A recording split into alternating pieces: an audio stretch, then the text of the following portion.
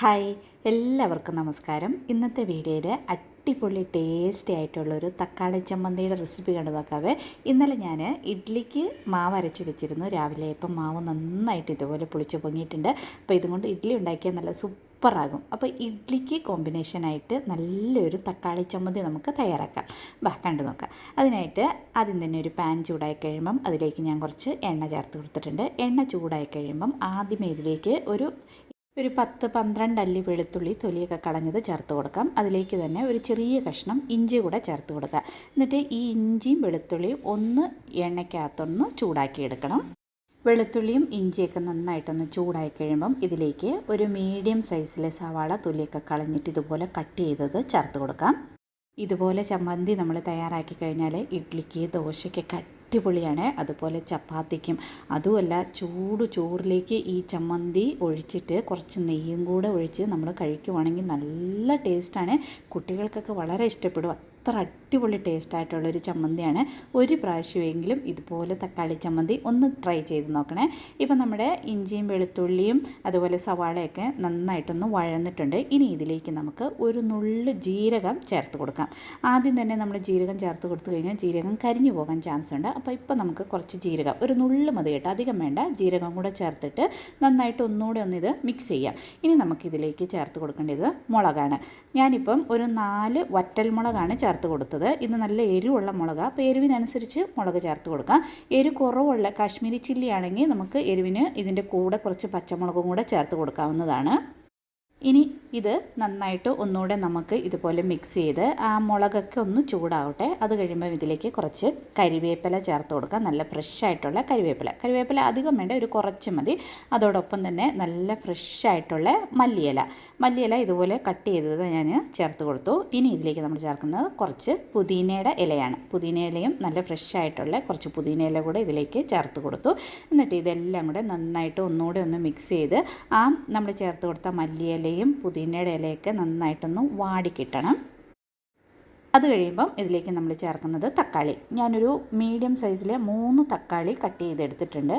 തക്കാളി ഇതിലേക്ക് ചേർത്തിട്ട് നന്നായിട്ടൊന്ന് മിക്സ് ചെയ്ത് മൂടി വെച്ച് ഇതെല്ലാം ഒന്ന് വേവിച്ചെടുക്കണം. വെള്ളം ഒന്നും ചേർക്കരുത്. ആ തക്കാളിയുടെ വെള്ളത്തിലും നമ്മൾ എണ്ണ ഇതിലേക്ക് ചേർത്ത് കൊടുത്തിട്ടുണ്ടല്ലോ, അതിൽ തന്നെ ഒന്ന് ഇതുപോലെ മിക്സ് ചെയ്തിട്ട് മൂടി വെച്ച് തക്കാളിയൊക്കെ നന്നായിട്ട് വെന്ത് കഴിയുമ്പോഴാണ് നമ്മുടെ ചമ്മന്തിക്ക് ഒരു അടിപൊളി ടേസ്റ്റ് കിട്ടുക. അപ്പോൾ ഇത് മൂടി വയ്ക്കാം. ഒരു 2-3 സെക്കൻഡ് കഴിയുമ്പം ഒന്ന് തുറന്നിട്ടൊന്ന് ഇതൊന്ന് മിക്സ് ചെയ്ത് കൊടുക്കണം. ഒട്ടും തന്നെ അടി പിടിക്കരുത് കേട്ടോ. അപ്പോൾ ഇടയ്ക്കിടയ്ക്ക് ഇങ്ങനെ ഒന്ന് മിക്സ് ചെയ്ത് കൊടുക്കണം. അങ്ങനെ ആ തക്കാളിയൊക്കെ വെന്ത് നല്ല സോഫ്റ്റായി കഴിയുമ്പം നമുക്ക് ഇത് ഓഫ് ചെയ്തിട്ട് തണുക്കാനായിട്ട് മാറ്റി വെക്കണം. അപ്പോൾ ഇടയ്ക്കിടയ്ക്ക് ഇതുപോലെ ഇളക്കി കൊടുക്കാൻ മറക്കരുത്. അടിയിൽ ഒട്ടും തന്നെ പിടിക്കരുത്. അടി പിടിച്ച് കഴിഞ്ഞാൽ നമ്മുടെ ചമ്മന്തിയുടെ ടേസ്റ്റ് തന്നെ മാറിപ്പോകും. പുതിനയും മല്ലിയിലയും അതുപോലെ നമ്മൾ വെളുത്തുള്ളിയൊക്കെ ചേർത്തിട്ട് ഇതുപോലെ തക്കാളി ചമ്മന്തി തയ്യാറാക്കിയ നല്ല ടേസ്റ്റാണ്. നമ്മളിതിങ്ങനെ ഫ്രൈ ചെയ്യുമ്പോൾ തന്നെ നല്ല അതിൻ്റെ ആ ഫ്ലേവറൊക്കെ വരുമ്പോൾ തന്നെ നമുക്ക് കൊതി തോന്നും കഴിക്കാനായിട്ട്. ഇപ്പോൾ തക്കാളിയൊക്കെ നന്നായിട്ട് വെന്തിട്ടുണ്ട്. സ്റ്റൗ ഓഫ് ചെയ്തിട്ട് നമുക്കിതിലേക്ക് ആവശ്യത്തിനുള്ള ഉപ്പ് ചേർക്കാം. ഉപ്പ് ചേർത്തിട്ട് നന്നായിട്ടൊന്ന് മിക്സ് ചെയ്തിട്ട് ഇത് തണുക്കാനായിട്ട് നമുക്ക് മാറ്റി വയ്ക്കാം. തണുത്ത് കഴിഞ്ഞിട്ട് വേണം നമ്മൾ മിക്സിയുടെ ജാറിലിട്ട് ഇതൊന്ന് അരച്ചെടുക്കാനായിട്ട്. ഞാൻ ഉറപ്പായിട്ടും പറയാം, ഇതുപോലെ ഒരു ചമ്മന്തി നിങ്ങൾ വീട്ടിൽ തയ്യാറാക്കി കഴിഞ്ഞാൽ എല്ലാവർക്കും ഇഷ്ടപ്പെടും കേട്ടോ.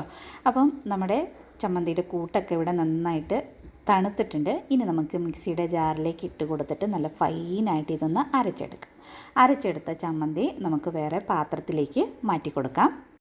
ഇനി ഇതിലേക്ക് കുറച്ച് വെള്ളം കൂടെ ചേർത്ത് കൊടുക്കണം. വെള്ളം കൂടെ ചേർത്ത് കൊടുത്ത് കഴിഞ്ഞിട്ട് എണ്ണ നന്നായിട്ട് ചൂടായി കഴിയുമ്പം അതിലേക്ക് കടുകും വറ്റൽമുളകും കരിവേപ്പിലയും ചേർത്ത് കൊടുത്ത് നന്നായിട്ട് വറുത്ത് ഈ ചമ്മന്തിയിലേക്ക് നമുക്ക് ചേർത്ത് കൊടുക്കാം.